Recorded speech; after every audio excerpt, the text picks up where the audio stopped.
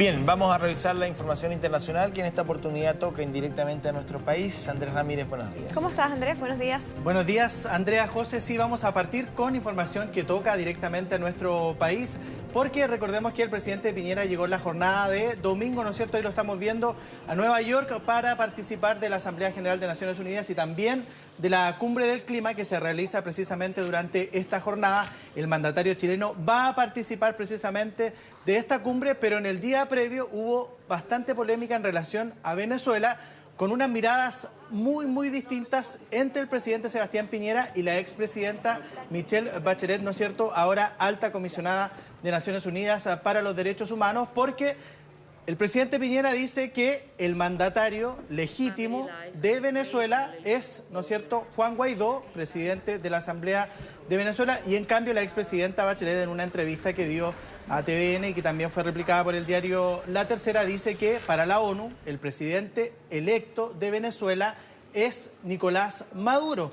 Ahí hay una diferencia muy clara respecto de las distintas miradas que tienen tanto la expresidenta como el actual presidente de Chile, y esto, por cierto, genera y ha provocado, ¿no es cierto?, distintas reacciones respecto de las miradas que hay sobre la crisis que está ocurriendo precisamente en Venezuela. Recordemos que durante esta jornada también va a sesionar el TIAR, ¿no es cierto?, para precisamente ver cuáles son las medidas que se van a tomar para tratar de alguna medida salir de esa crisis que está viviendo Venezuela. Eso ha generado, por cierto, muchas críticas al gobierno de Sebastián Piñera por aprobar, ¿no es cierto?, que se convocara al TIAR, porque ahí se ha dicho que finalmente una de las instancias es precisamente que se pueda realizar algún tipo de intervención armada en Venezuela. Claro, es la última, en el fondo, herramienta que establece este tratado, aunque el gobierno chileno ha insistido en reiteradas oportunidades que no están a favor del uso de la fuerza en Venezuela, que no es una posibilidad, a diferencia, por ejemplo, de lo que ha sido la postura de Estados Unidos, que nunca lo ha descartado.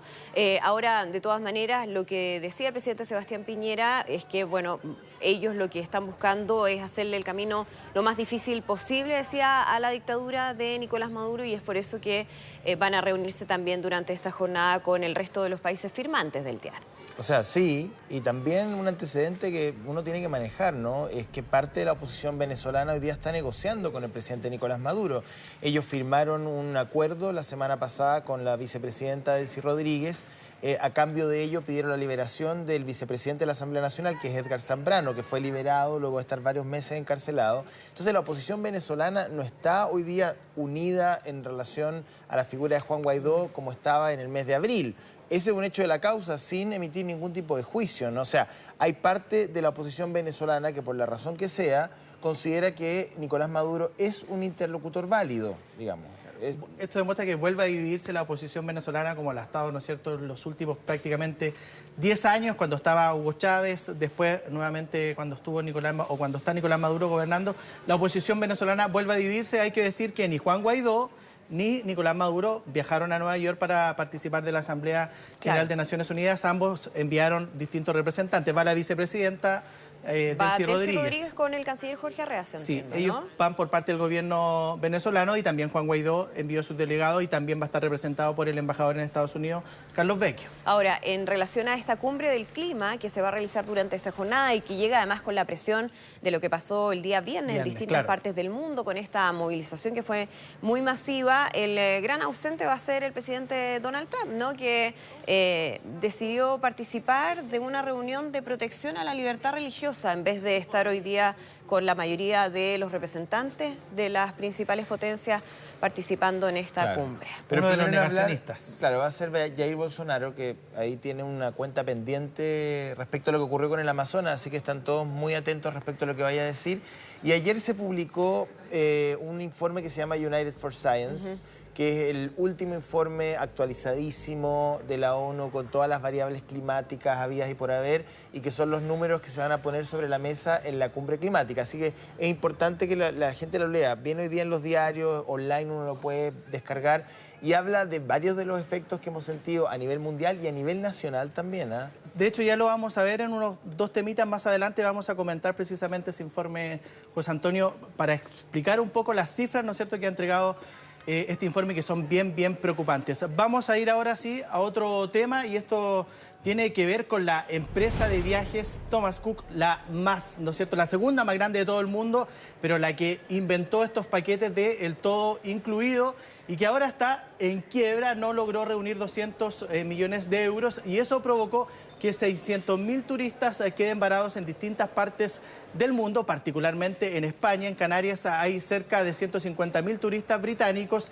que viajan principalmente a esa zona de España para descansar, ¿no es cierto? Y esto ha provocado una serie de problemas para todos estos turistas que contrataron viajes con esta agencia de turismo británica, la segunda más grande del mundo. Nació en 1878. Claro, Tiene, muy antigua. Es la más antigua del mundo, pero dicen que no supo acomodarse, adaptarse a los tiempos modernos, y eso provocó finalmente que no lograra salir de esta crisis económica, financiera que está teniendo esta compañía, y eso ha terminado en una quiebra, y por eso ha concluido ahora que miles de turistas por distintas partes del mundo estén ahí en los aeropuertos o incluso en los hoteles que habían contratado, y no pueden salir de ahí, no pueden volver al Reino Unido, básicamente, que es donde son la mayoría de los turistas. Sí, hay un tremendo proceso ahora para tratar de llevar a la gente de regreso. Una repatriación, dicen, que no se veía desde épocas de guerra, ¿no? Pero es una mega operadora turística que no llegó a acuerdo con los acreedores, se declara esta quiebra y deja además a miles de personas sin trabajo, cerca de 9.000 ingleses, son ¿no? ingleses, porque la compañía tiene 22.000 trabajadores. Exactamente, o sea, además va a tener un impacto importante en términos de empleo para el Reino Unido, que sabemos ya está en una situación muy compleja a puertas del Brexit, así que es una nueva mala noticia para ese país. Me causa curiosidad, no sabría que chequearlo, ¿ah? Como de un día para otro, o sea, no llega a un acuerdo con sus acreedores y todos sus compromisos quedan ahí. Ha pasado antes, lo hemos visto, ¿no? con, por ejemplo, una aerolínea islandesa, WOW, que fue hace unos 3, 4 meses, donde ocurrió exactamente lo mismo, quedan todos los pasajeros votados sin que nadie responda. Lo que pasa es que aquí la cifra es escandalosa. Claro, en términos de la cantidad de personas afectadas, increíble. Bueno, vamos a ir ahora a otro tema. Esto es lo que estaba comentando recién José, y tiene que ver con este informe del clima que ha sido entregado previo precisamente a esta cumbre del clima que se va a realizar en Nueva York, y tiene cifras muy impactantes. Por ejemplo, dice que el periodo más caluroso de la historia fue desde el 2014 al 2019. En esa misma fecha entró una cantidad de 20% más de gases a la atmósfera. Son cifras, ¿no es cierto?, muy dramáticas las que ha entregado la Organización Mundial del Clima previo precisamente a esta cumbre en Estados Unidos, en Nueva York. También ha hablado, por cierto, el secretario general de Naciones Unidas, a quien le ha pedido a los presidentes del mundo que no vayan con palabras bonitas, que no sean discursos solo bonitos, sino que con propuestas totalmente concretas, porque esto requiere de soluciones ahora ya. Eso es interesante, porque lo que han establecido es que si no lleva una propuesta clara respecto a las medidas que hay que tomar,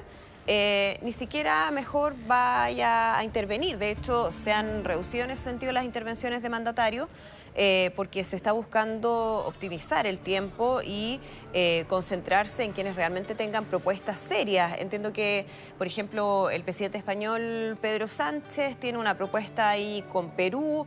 Hay distintas iniciativas que van a ponerse hoy día sobre la mesa para tomar una acción urgente en relación a este tema y los compromisos que se han adquirido. El informe es súper didáctico, ¿eh? Porque yo leí un resumen que viene hoy día en la prensa y habla un poco de la cadena completa. Entonces dice, bueno, hay menos agua congelada, se eleva el nivel del agua. Subió 3,2% desde 1993 a la fecha. Y se hace más ácida el agua del mar, por lo tanto hay un tremendo problema allí. En los ecosistemas. Exacto, se altera todo, está todo interconectado, lo sabemos porque ya la ciencia lo ha demostrado hasta el cansancio. Entonces, cada uno de los eslabones de la cadena del ecosistema se ve alterada.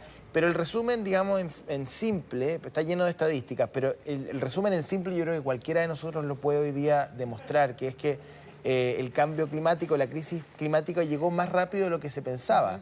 Y si uno cruza datos del United for Science con los datos nacionales respecto a la mega sequía, de los más de el 80% de los puntos de medición hídrica en el país están bajo lo normal, Dicen que ha sido el invierno más seco en 70 años aquí en Chile. Bueno, es parte de eso mismo, digamos. O sea, está todo súper relacionado, si la naturaleza es muy inteligente. Por eso hay que tomar medidas. Ahora ya están diciendo las autoridades del mundo. Vamos a ver qué pasa entonces ahí en Naciones Unidas durante esta cumbre del clima. Vamos a ir a otro tema que también se esperaba que tuviera repercusiones, o de hecho va a tener repercusiones ahí en Nueva York, porque el presidente de Estados Unidos, Donald Trump, ha dicho que finalmente no se va a reunir, ¿no es cierto?, con el mandatario iraní, Hassan Rouhani, porque ha dicho que ya no hay forma de conversar con el líder iraní, a pesar de que en las últimas semanas había dicho que estaba dispuesto a conversar ahí en alguna reunión bilateral mientras se desarrollaba la Asamblea General de Naciones Unidas. Ha dicho que eso no va a ocurrir. Dice, no está totalmente descartado, pero no tengo ninguna intención de reunirme con él.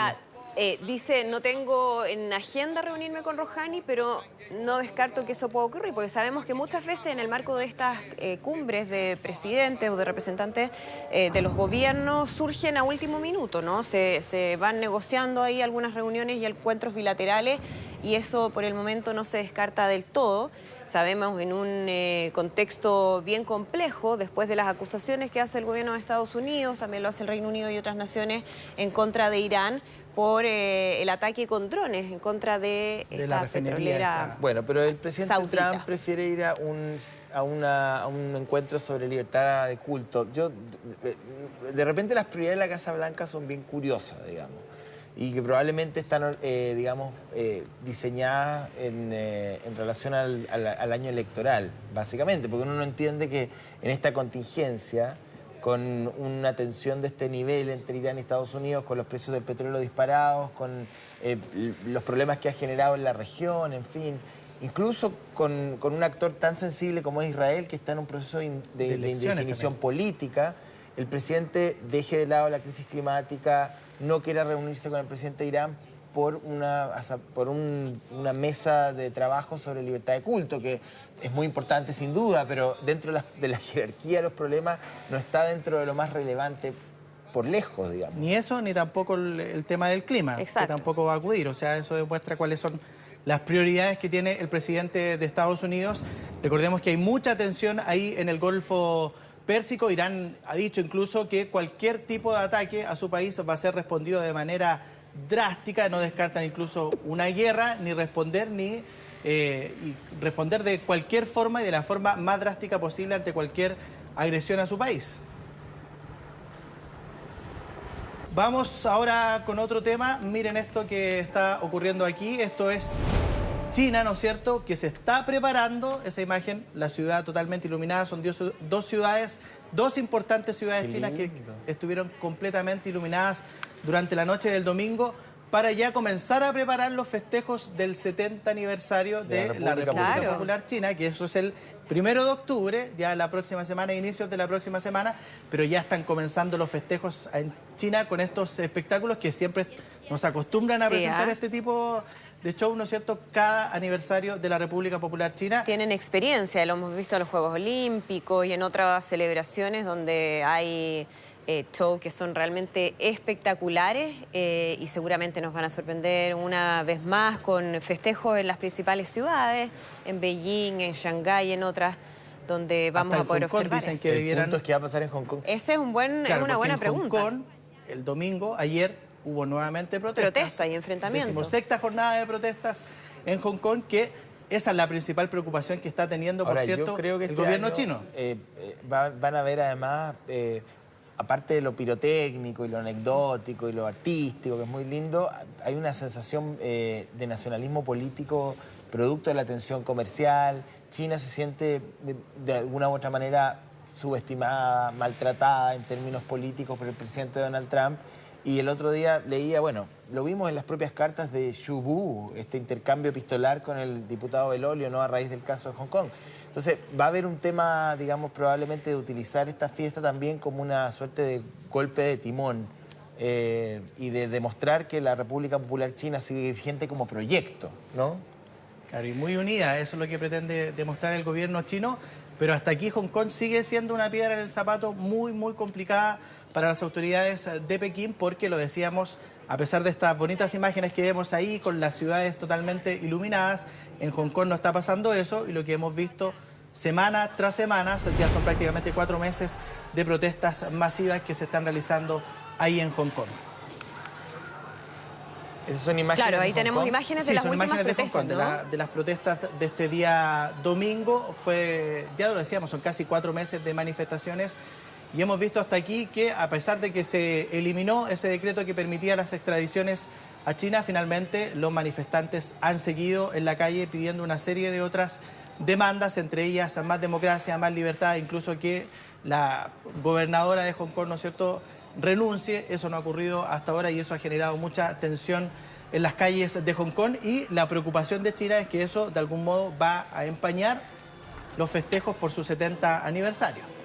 De la República Popular. Claro, Carrie Lam sigue ahí.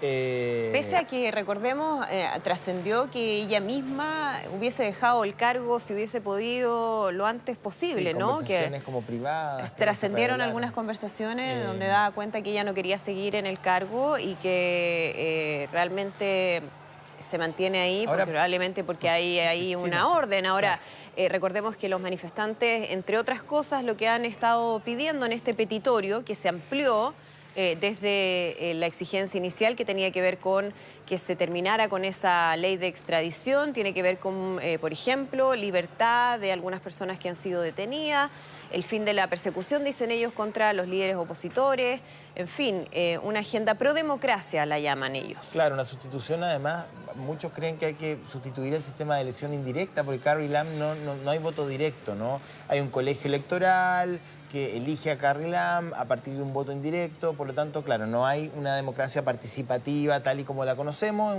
es un sistema heredado del Reino Unido cuando tenía control sobre esa zona hasta el año 97. Ahora, la verdad es que posibilidades reales de llegar a modificaciones estructurales es muy difícil, ¿no? China ni siquiera se ha abierto a esa posibilidad. Y además juega todo contra reloj, porque a medida que avanza el tiempo, se acerca la fecha en que China ya podría tomar eventualmente el control total de la isla, que es el año 2047, que uno dice, bueno, tantos años más, pero son, bueno, 20 años, digamos, 30 años, que es lo mismo que ha pasado desde que regresó a control chino, claro.